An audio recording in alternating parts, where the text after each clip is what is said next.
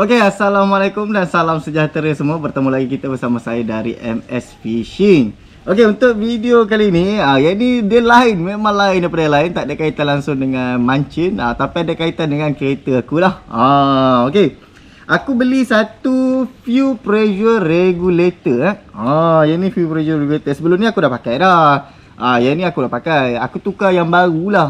Yang lama ni masih okey lagi. Tapi aku tengok dia dah macam dah teruk sangat rupa dia. Tapi dia okey lagi ni. Dia dah teruk sangat jadi aku tukar. Okey, cuma beza yang sebelum ni aku ambil yang apa ni? Dia nama SAT. Dia ada macam jenis. Sebab yang aku ambil ni yang bukan original punya tau. Yang aku ambil ni yang jenis harga tersangat-sangat mampu milik dia tau. Ini jenama SAT. Yang baru ni aku ambil yang ni tak silap aku jenama Tommy. Dia jenama Tommy okey. Yang ni aku dah pasang dah dekat kereta aku. Yang ni yang lama punya. Untuk fuel regulator. Inilah video kali ni aku nak buat pasal benda ni lah. Okey. Tapi sebelum kita teruskan, macam biasa, kalau yang mana belum subscribe lagi kita punya YouTube channel tu, aku nak minta bantuan kau untuk like, komen dan subscribe lah. Bantu kita dekat bahagian subscribe tu pun dah okey lah tu. Bantu kita dekat situ, okey. Dan kalau korang nak barang ni, macam fuel regulator ni, sama ada jenama SAT ke, Tommy ke, ataupun jenama-jenama yang lain, untuk fuel regulator ni, yang murah ke, yang mahal ke, terpulang kat korang. Aku akan cuba letakkan dekat beg tu. Tapi aku lebih fokuskan letak yang ni lah, yang jenis macam aku pakai ni. Yang aku pakai ni harga dia dalam 30 ke 50 ringgit macam tu lah. 30 ke 50 ringgit. Tengoklah korang dapat berapa lah. Yang aku pakai ni kira yang murah punya. Kalau original ni memang mahal lah kan. Beratus-ratus, ada ribu pun ada kata silap aku. Kalau fuel pressure regulator, berbelit kita nak sebutnya. Korang tengok sendiri lah. Dia fuel pressure regulator. Itulah nama sebutan dia. Ataupun kalau nama singkatan dia, kita nak apa ni, fuel pressure lah. Sebabnya yang ni kita nak adjust. Contohnya kalau yang mana enjin-enjin yang dah upgrade, orang kata nak sedar, nak bagi minyak lebih sikit, dia boleh adjust juga tau minyak dekat sini. Dia screw adjust dia dekat bahagian atas ni. Bahagian atas ni kita boleh adjust. Tapi waktu kita nak adjust tu, pastikan enjin kena start dululah. Lepas tu kita tengok jarum meter ni. Yang ni dekat sini tak nampak, tapi sekejap lagi aku akan tunjuk lah. Dekat kereta aku tu, dekat kereta aku tu dia baru pasang. Jadi dia boleh nampak lah. Tapi baru tak baru lah, dah berapa hari dah pun pasang dah. Dah berapa, bukan berapa hari lah, dah berapa bulan dah aku pasang. Okay. Alright, yang ni kalau korang nak grab untuk fuel regulator ni, macam aku kata tadi, korang boleh tengok dekat bag kita ataupun dekat bahagian link description kita tu. Aku akan letak kat situ. Okay, jom kita pergi dekat kereta aku, tengok benda ni yang aku dah pasang. Okay. Alright, let's go.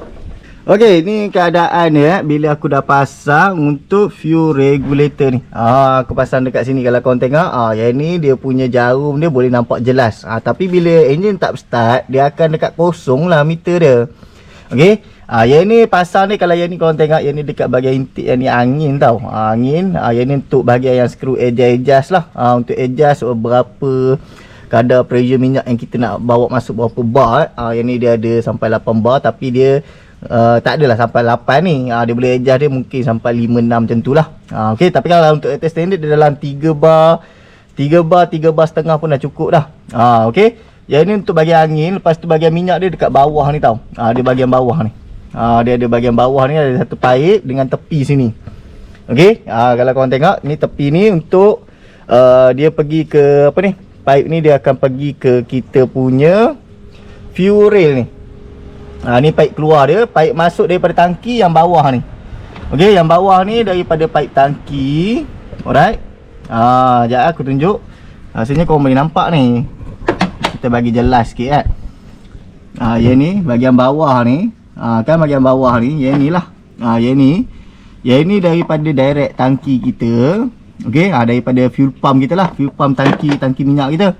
Okey, yang ni yang angin daripada intake kita. Lepas tu yang untuk keluar minyak ke fuel rail kita ni lah. Okey, ni fuel rail kita. Okey, ataupun bahagian injector kita lah. Okey. Aku akan tunjuk bila aku start pula. Kalau nak bila start, dia jarum dia akan naik. Okay, let's go. Jom kita start. Jom kita start pula kereta ni.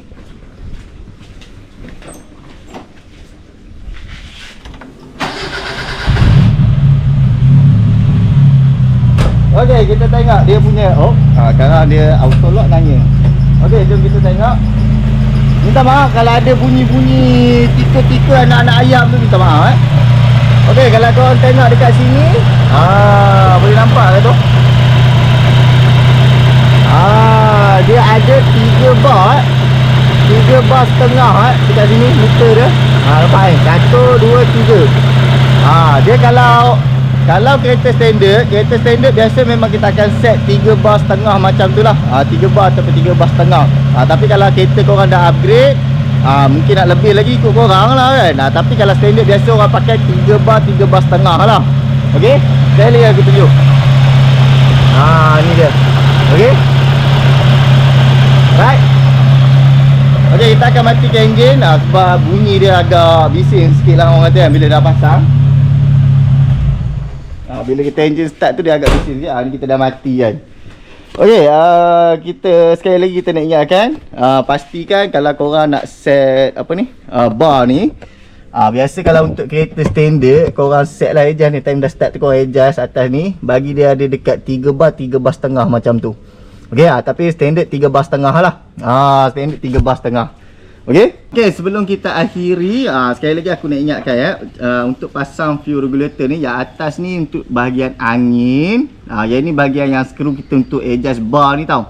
Bahagian untuk kita skru adjust bar ni untuk berapa bar minyak yang kita nak masuk. Okey, ini skru angin daripada intake. Lepas tu yang bawah ni daripada kita punya tank ataupun fuel pump kita lah. Fuel pump kita ataupun pump minyak kita tu. Lepas tu yang bahagian tepi ni, yang ni dia pergi ke kita punya fuel rail kita ataupun bahagian injector kita. Yang ni dia masuk minyak, yang ni dia keluar. Yang atas ni untuk adjust berapa bar kita nak guna. Tapi biasa standard memang orang akan set 3 bar setengah lah. Yang tu memang yang standard semua kereta lah, majoritinya. Okey, alright, jadi sampai sini saja kita punya video kita untuk kali ni. Jadi kalau korang nak grab fuel regulator ni, fuel pressure regulator ni, korang boleh dapatkan dekat beg kita tu lah. Tengoklah korang nak ambil jenama apa. Tapi aku pakai ni yang biasa-biasa lah. Dia ada jenama SAT, Tome. Harga yang ni aku pakai ni yang mampu milik sangat-sangat. Dia ada juga yang satu lebih punya pun ada juga. Ikut korang lah. Okey, alright, kalau korang nak grab, korang boleh dapatkan dekat beg tu ataupun dekat bahagian link description tu. Okey, jadi sampai sini saja kita punya video kita untuk kali ni. Semoga kita jumpa lagi dekat next video kita nanti. Okey, apa-apa, assalamualaikum dan salam sejahtera semua. Bye.